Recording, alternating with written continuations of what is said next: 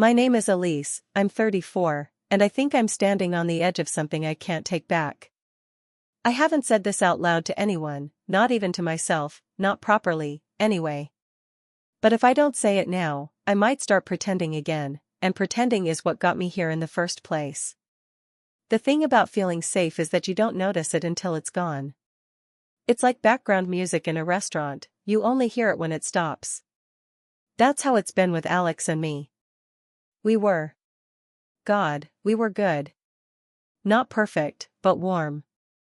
Close. He used to tuck my hair behind my ear just to see me smile. He knew exactly where to press his hand on the small of my back when I was nervous in a crowd. We had this rhythm, quiet, unshakable. And when it was good, sex was a language we both spoke fluently. A kiss meant I see you, a glance across the room was shorthand for later. But now everything feels translated. Mistranslated, actually. The other night he kissed me, just a quick thing before he left for a late meeting, but it was dry, like a habit. Like brushing your teeth or locking the door. I stood in the hallway afterward, my lips still pressed together, thinking, wait. Was that it? I wasn't even sure I kissed him back. We cuddle, sometimes. Usually when we're watching something mindless on TV. He'll pull me toward him, his chin resting on my head, and I try not to shift too much because I don't want to disturb the moment. But even in those moments, I can feel the space between us. There's this subtle stiffness, like our bodies are playing the roles we remember, but our hearts have long since wandered off stage. Last week, he hugged me in the kitchen. It should have been a sweet moment. I was making tea, barefoot, and he came up behind me and wrapped his arms around my waist. But the way he held me felt transactional. Like he was checking a box. I didn't lean into it. I couldn't. I just stood there with the spoon still in my hand, waiting for the kettle to scream. I think I started disappearing about a year ago. It didn't happen all at once. It's not like I woke up one day and realized I didn't feel sexy or wanted or seen. It was slower, more insidious than that, like erosion. A comment about how tired I looked. Less hand-holding when we walked. More nights where he turned away after sex. Or when there wasn't sex at all. It used to be that when I walked into a room, Alex's eyes found me first. Now, sometimes, he doesn't even look up from his phone. The worst part is, I keep trying. I buy new lingerie I don't even feel comfortable in. I suggest weekend getaways that get brushed off because work's insane right now. I initiate conversations we never finish. I reach, and the silence I get in return feels louder every time. And I'm not angry. I wish I were. Anger would be cleaner. More energizing, somehow. But I'm not. I'm just tired. Tired in a way that sits behind my eyes and crawls into my chest when I wake up next to him and wonder if today will be the day he really sees me again. I remember the exact moment I knew something had shifted. It was a Tuesday, raining, gray, nothing special. I'd come home early, soaked to the bone. I stood in the doorway, shivering, mascara smudged. I expected him to come to me, wrap me up in a towel, maybe kiss my forehead. That's who he used to be. But instead, he glanced up from his laptop, nodded once, and said, "You're dripping on the floor." I wiped my own face dry and told him I was fine. And that was the moment I realized I was lying. Not just to him, but to myself. That moment, standing in the doorway, soaked and unseen, was when the ground beneath us began to crack, not loudly, not dramatically, just enough. And now here I am, confessing this to you. Not because I want to justify what I did next, but because if I don't start from the beginning, you won't understand why I couldn't turn around when I heard her voice. When Mara, my best friend's mom, said, "Come in." I'm alone, something in me shifted again. And this time I didn't pretend not to feel it. Alex is a firefighter. I used to love saying that. It made people pause, eyes wide, a little impressed. I'd smile and say, "Yeah, Station 43, like it was something I earned too." The hours, the worry, the late-night calls, I wore them like a badge. I was proud of him. I still am, I think. But somewhere along the way, his uniform started doing all the talking for him. He walks into a room and people listen. He saves lives. He commands attention. And when he comes home, he touches me like that's enough, as if his hands can still solve everything. As if they still know me. They don't. Last Friday, we were out to dinner, a rare thing lately. I'd worn a soft green dress I bought months ago and never had a reason to wear. I curled my hair, touched up my lipstick in the rearview. I wanted him to look at me and see me. Not just the woman who folds his laundry and waits for the 3 a.m. check-ins, but the woman he used to chase across the bed with laughter in his eyes. The restaurant was loud. He kept checking his phone, thumb flicking across the screen every few minutes. I tried to ask him about his shift, how was that apartment fire he'd mentioned? But his answers were clipped. Fine. Hot. No injuries. After the food came, I reached across the table, placed my hand over his. He looked up then, almost startled, like he'd forgotten I was there. What? He asked, not unkindly, but distracted. Nothing, I said, pulling back. He reached for me a few seconds later, resting his hand on my thigh under the table. A small squeeze. His version of affection. His version of connection. But it didn't land. It felt more like reassurance for himself, like, I touched you, see? We're good, right? We weren't. That night, when we got home, he tried to initiate sex. Not aggressively, not disrespectfully. Just, absent-mindedly. A hand trailing under my shirt while I brushed my teeth. A kiss at the base of my neck while I stood frozen, toothbrush still in my mouth. I felt my body tense under his, not because I didn't want to be close to him, but because I hadn't felt emotionally close all evening. And it felt like he was skipping steps, like he wanted to microwave the intimacy instead of slow cooking it. Can we just lie down? I said softly. His hands paused. Yeah. Sure.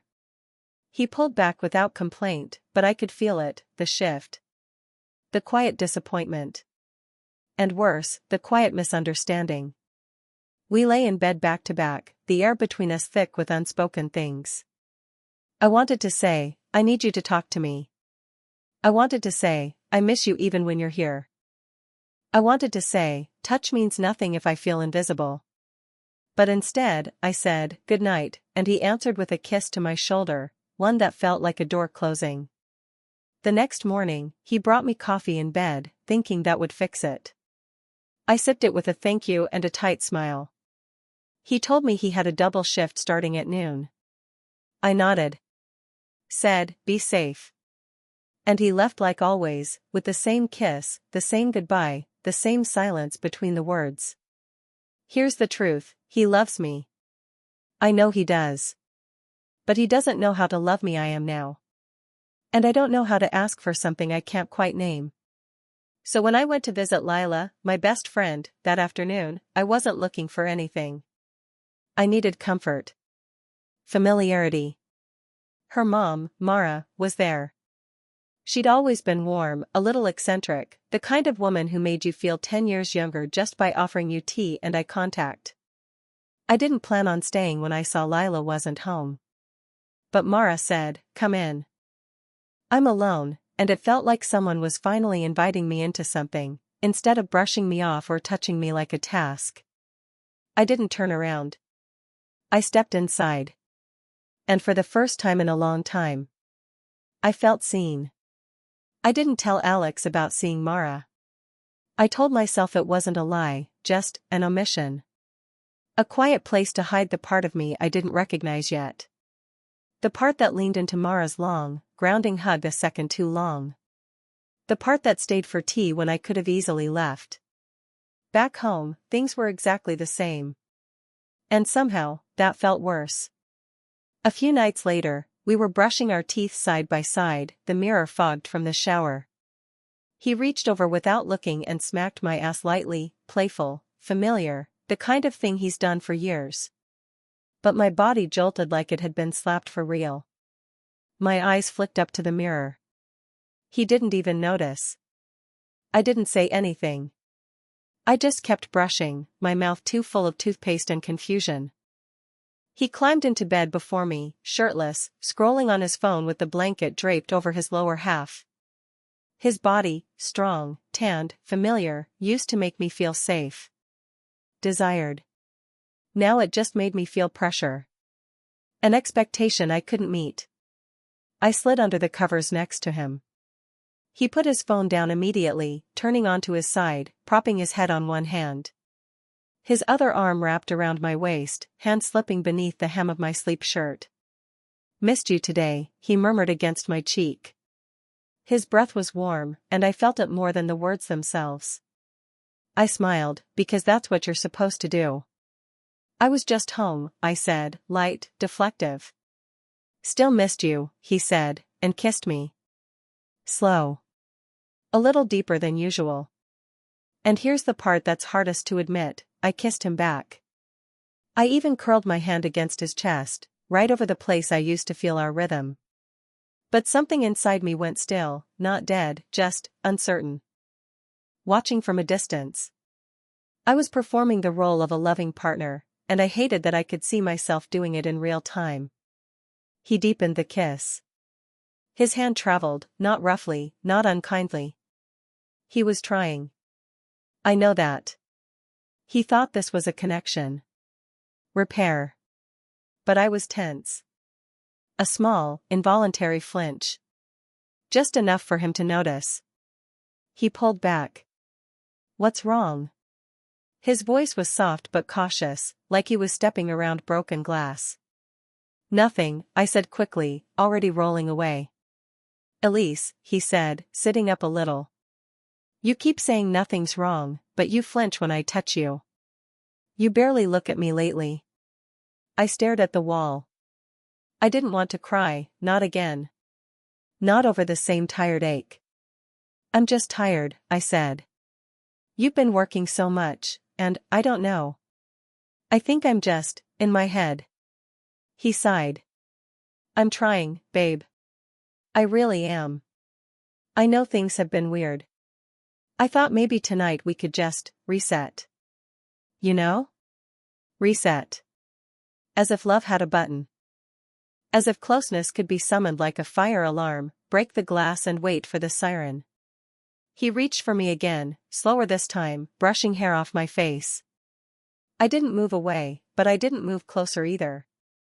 I let him kiss my forehead, let his hand rest on my hip, let the silence hang heavy between us. I wanted it. I did. I missed him. I missed us.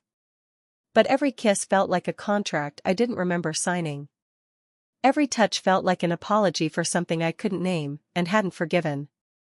He pulled me into his chest eventually, and I let him. But my eyes stayed open, locked on the ceiling. And all I could think was, why does everything have to turn into sex? It was supposed to be a quiet dinner at home. Pasta, red wine, music low in the background.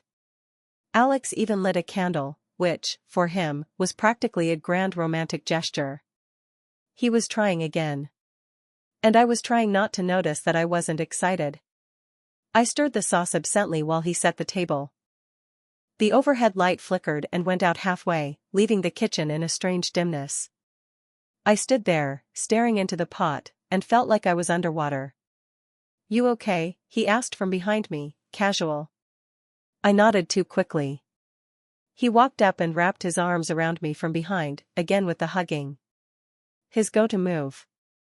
The script he knew. But this time, instead of leaning into it or tolerating it, I pulled away. Not sharply. Just enough. He stepped back, hands raised like I'd just pushed him. "What is going on with you lately?" he asked, not accusatory yet, but edging there. I bit the inside of my cheek. "Nothing. Just tired." "Still," he said, blinking at me. "That's what you've been saying for weeks." "I am tired," I snapped. "I'm tired of pretending everything's fine when it's not." He crossed his arms, leaned against the counter. Okay. Then talk to me. What's not fine? I turned off the burner and faced him fully.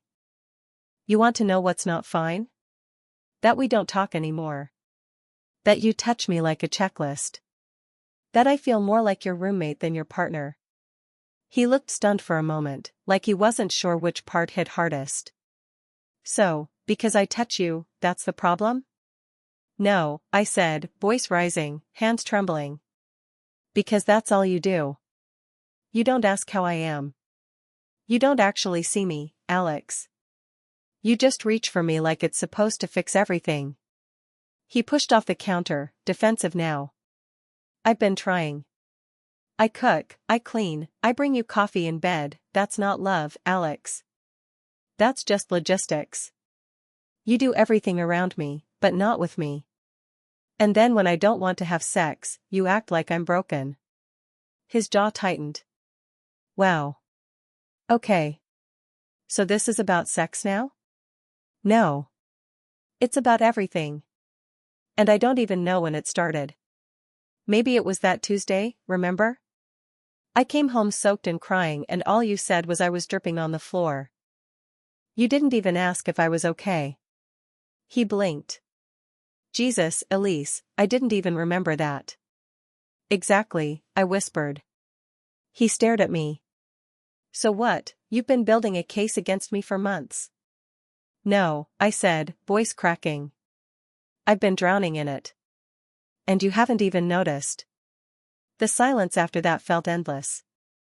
Even the music had stopped. He finally spoke, softly. Is there someone else? The question landed like a punch.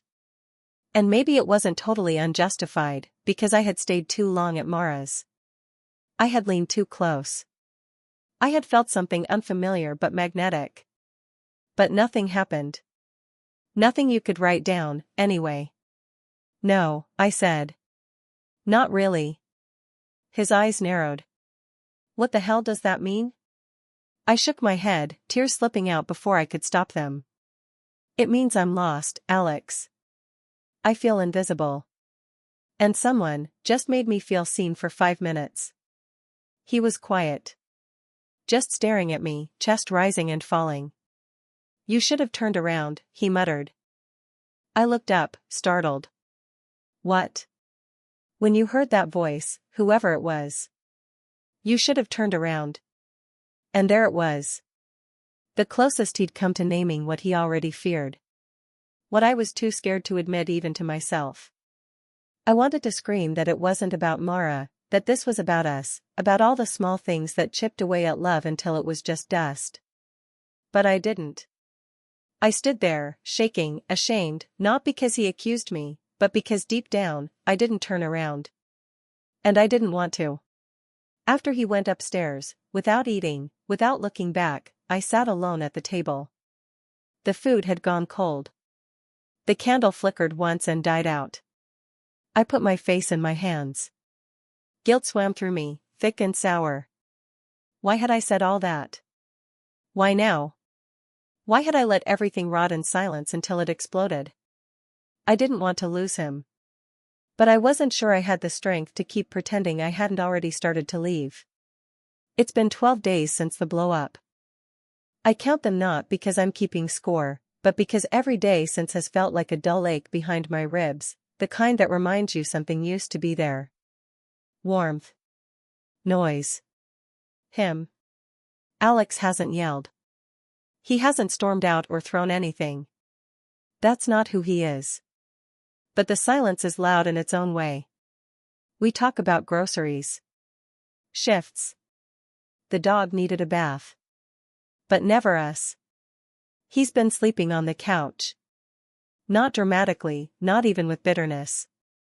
The first night, he just said, I think we both need space, and took his pillow with him.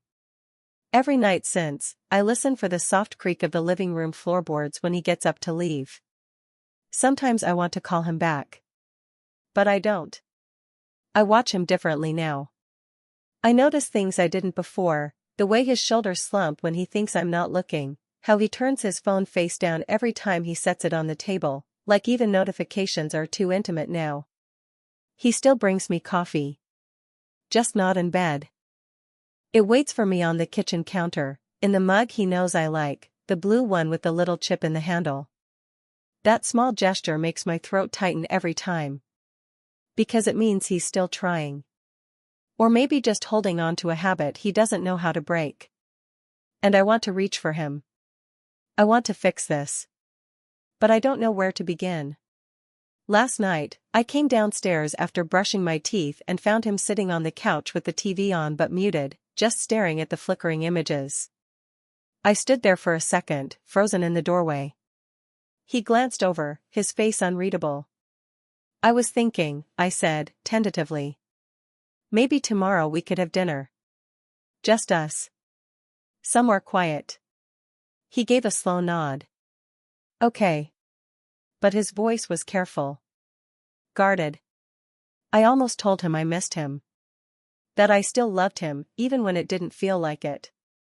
But I couldn't force the words through the fog in my chest. So instead, I said, "Good night," and turned away. As I climbed the stairs, I heard the muted TV switch off. Then the slow shift of the couch springs as he lay back down, alone. There's a photo on our fridge from a summer trip 2 years ago, up in Mendocino, before everything got so careful. We're in mid-laugh, sunburned and silly, a smear of melted ice cream on my shirt, his arm around my shoulders. I look at that picture now and feel like I'm looking at strangers who spoke a language I've forgotten. How did we get so far from that moment? Was it the long hours? The routine? The thousands of little things we didn't say? Or was it me? Maybe I changed. Maybe I needed more than I used to. Or maybe I started expecting love to feel effortless forever. I don't know. What I do know is this: I still care. Even now, in this cold space between us. I still care when he forgets to eat dinner. I still care when he looks tired but says he's fine. I still feel that small jolt in my chest when I hear his keys in the door. But is that enough? I stand at the fridge now, staring at our sunlit, ice cream-stained past. And I ask myself the hardest question: do I want to try again, or have I already left, in pieces, without meaning to? Tonight, I sat beside him on the couch for the first time in nearly 2 weeks. No fanfare, no candles. Just the quiet hum of the fridge and the weight of a conversation neither of us wanted to start, but both of us needed. I don't want to lie to you, I said, finally. Alex didn't look at me right away. His thumb traced the seam on his jeans. Then don't. I swallowed. That day I told you someone made me feel seen, it was Mara. His jaw tightened, but he didn't speak. I didn't cheat, I added quickly. But I think I let something happen to me. Something I should have stopped sooner. He closed his eyes for a moment. I figured it was her. Silence stretched between us like a thin wire. I wasn't trying to find anyone else, I whispered. I was trying to find myself. I know, he said, finally. But it still hurts. He turned to me then. His eyes weren't angry, just tired, heavy with months of trying to reach someone who was slowly slipping beneath the surface. I'm not blameless either, he said. I thought if I kept showing up, kept touching you, kept doing things, it would all fall back into place. But I wasn't listening. Not really. We sat in that truth, the air thick with grief and care and too many almosts. He reached over, slowly, and tucked a strand of hair behind my ear. It wasn't romantic. It wasn't a move. It was a memory. I don't know if we can fix this, I said. Me either, he admitted. But I want to try. If you do. I looked at him, at the man who still knew how I liked my coffee, even when we weren't speaking. At the man who'd held me in the night for years, even when my heart had drifted elsewhere. I think I do, I said. But not the way we were. We can't go back. No, he agreed. We'd have to start differently. Slower. We didn't kiss. We didn't promise anything. We just sat there, shoulders touching. Eventually, I rested my head on his chest, and he exhaled like he hadn't realized he'd been holding his breath. That night, he didn't go back to the couch. He stayed beside me in bed, fully clothed, our backs just barely touching. And for the first time in a long time, I didn't feel the pressure to give him anything, except truth. No scripts. No silent performances. Just the long, slow exhale of two people deciding, maybe, that even after everything, they might still find a way forward. You know what no one tells you? That love can disappear even when the person is still in the room. It doesn't always leave in a dramatic slam of the door. Sometimes it just fades. Quietly. Through unspoken things. Through held-in sighs and autopilot kisses. Through the moments you think are harmless, like staying for one more cup of tea, leaning too long into a hug, forgetting to pull away when you know you should. I didn't plan on almost falling for Mara. And I didn't plan on almost losing Alex either. I used to think cheating was black and white, something people did because they were selfish or careless. I never thought it could come from loneliness. From feeling so starved for real connection that even a hint of being seen felt like a feast. What I had with Mara wasn't physical. Not really. It was an emotional echo. A soft landing where my worn-down self could rest for a second. That's all. But when you're starving, even a crumb can feel like a betrayal. And the truth? I should have turned around. Not because what happened was unforgivable, but because it showed me how lost I'd become in my own life. I was so busy playing the version of myself I thought Alex needed, I didn't realize I was quietly disappearing. We always imagine love is kept alive by the big stuff, anniversaries, makeup, sex, weekends away. But it's not. Love survives in the small tasks. The real ones. The "how are you really?" questions. The sitting in silence without filling it moments. The ability to say, "I'm not okay," and not be met with a fix, just a hand. Alex and I, we're trying again. But it's not some movie montage of rekindled passion and overnight healing. It's awkward. Slow. Some mornings, we barely speak. Other nights, he reaches for me and I still flinch, not because I don't love him, but because I'm still learning how to trust myself inside this relationship. But he's showing up. And this time, I am too, as the full version of me. Not the one who keeps the peace or smooths things over with sex or silence. Not the woman who smiles when she wants to scream. The version who tells the truth, even when it's messy. Especially then. And if you're still listening, here's what I need you to know: desire isn't always about lust. Sometimes, it's about witnessing. Wanting someone who sees you when you're not performing. Who doesn't just love your body but your breakdowns, your stillness, your slow return to yourself. And emotional intimacy, the real kind, doesn't come from being touched. It comes from being held. I don't regret staying. Not yet. Maybe I will one day. Maybe we'll wake up months from now and realize we tried too late, too carefully. But for now, I'm still here.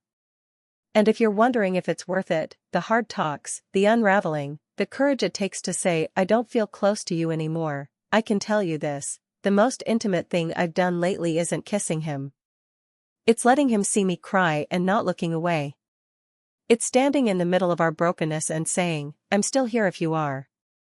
So no, I didn't turn around. But maybe this time I'm finally walking forward. Fully awake. Fully me.